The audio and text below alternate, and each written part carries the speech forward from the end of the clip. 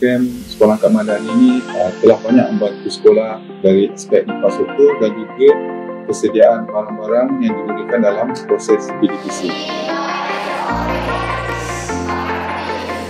Alhamdulillah, terima kasih kepada Atom Malaysia yang telah memberi semangat kepada laluan ni.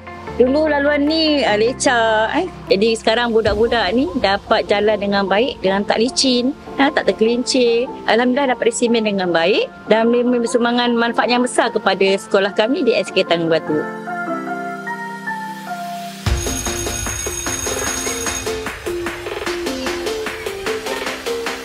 Dan Alhamdulillah, terima kasih kepada pihak Atom yang telah memberi sumbangan pemegang tangga kepada warga SKTB.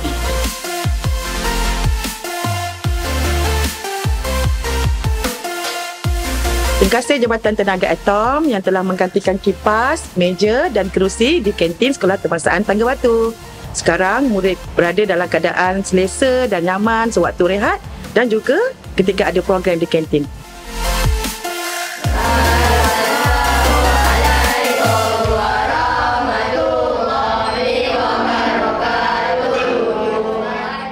Kini, guru boleh mengajar murid-murid dengan menggunakan Smart TV dan juga Smart Board untuk pembelajaran yang lebih interaktif dan seronok.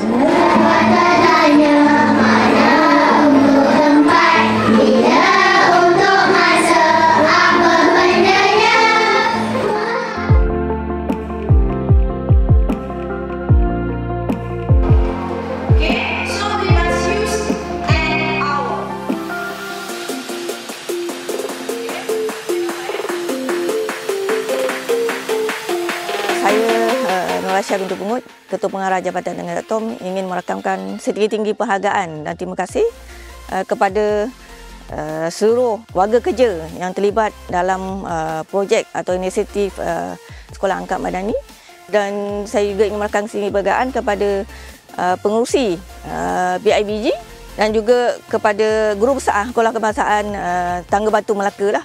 Saya berharap juga dengan adanya bantuan yang diberikan kepada pihak sekolah dengan bantuan tersebut dapat mempertingkatkan kemudahan kepada pelajar-pelajar dan juga guru-guru untuk mempertingkatkan kualiti pembelajaran kepada pelajar. Atom Malaysia. Mana lagi?